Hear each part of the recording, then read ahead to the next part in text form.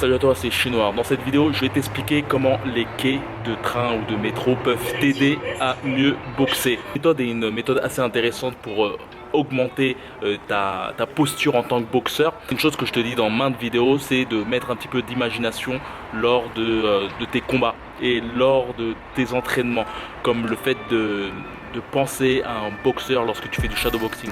C'est une chose primordiale. Le boxeur qui excelle dans sa boxe et le boxeur qui a une sorte de conscience de sa boxe. C'est-à-dire que je t'avais donné une petite astuce auparavant, c'est des astuces que mon entraîneur m'a donné et que j'ai beaucoup assimilé et qui m'a permis d'être plus rapide dans mes enchaînements de coups. C'était le fait de penser, de voir son sac de frappe comme un sac de frappe plein de feu. Et en fait, le but était d'avoir en fait des coups qui claquent, des coups très clinquants.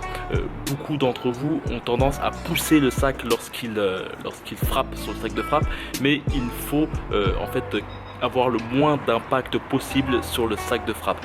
Et là, je vais te donner une petite astuce pour en fait avoir une meilleure posture lors de tes combats ou n'importe quel moment. C'est de voir tes quais de métro comme un moyen de t'amuser, en fait, de t'inspirer. T'expliquer l'inspiration, en fait, c'est en fait moi j'ai une phobie du métro et des quais plutôt en général.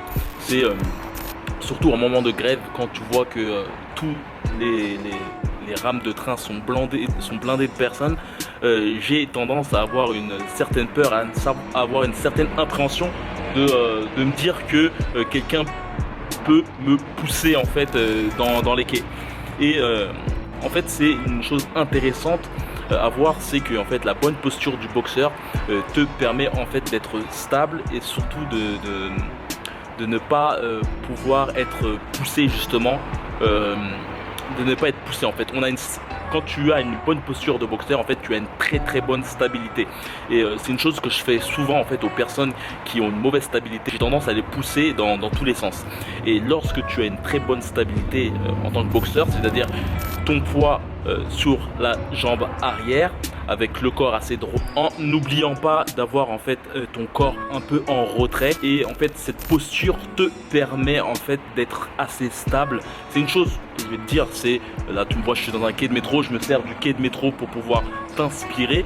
N'hésite pas vraiment à te penser face à une falaise, face à un quai de métro. Et en tout cas, c'est une posture que moi j'adopte à chaque moment que je suis dans un quai et que j'attends le train. C'est vraiment une posture, et comme je dis, j'ai cette phobie que quelqu'un me pousse. Et voilà, n'hésite pas vraiment à avoir le poids sur ta jambe arrière, avoir un peu ton corps en retrait, avec surtout le fait d'avoir un dos droit. Et surtout, la chose qui est assez intéressante, c'est que lorsque ton poids est sur cette fameuse jambe arrière, en fait, cela te permet, en fait, lorsqu'on te pousse, de retenir avec ta jambe avant. C'est une flexibilité que tu dois avoir avec ces deux jambes, en fait. C'est pareil pour les transitions et autres. Donc voilà, c'est une petite technique assez intéressante pour tout boxeur. Vraiment, n'oublie pas de te mettre de l'imagination dans ta boxe. Comme je t'ai dit, pareil pour le shadowboxing. Quand tu fais du shadowboxing, il faut vraiment t'imaginer un boxeur face à toi, gaucher, droitier, alterné ou autre. Lorsque tu es dans le sac de frappe, pareil aussi. À tout prix, avoir vraiment cette imagination qui te permettra de progresser. Les meilleurs boxeurs sont les boxeurs qui progressent. Le fait d'imaginer, par exemple juste pour shadowboxing, ça te permet de faire de temps en temps des accélérations, esquiver, voilà.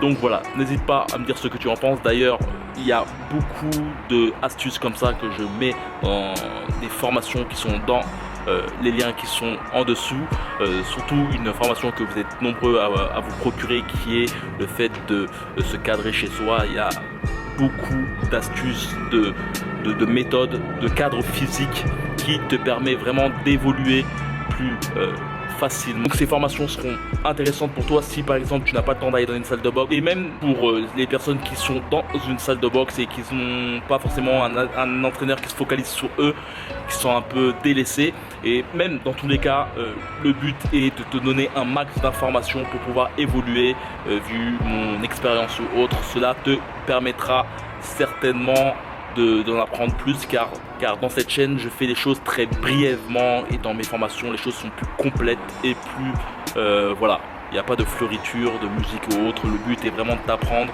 et il n'y a pas de blabla. On va direct aux choses. Donc voilà, n'hésite pas à me dire ce que tu en penses sur cette petite technique imaginative. N'hésite pas à liker ou à disliker cette vidéo si tu l'aimes ou tu l'aimes pas. Ça me permettra d'avoir un feedback et savoir si je dois continuer à vous faire ce genre de petites vidéos. N'hésite pas à commenter, à partager aussi. Et voilà, comme d'habitude, que la boxe est avec toi.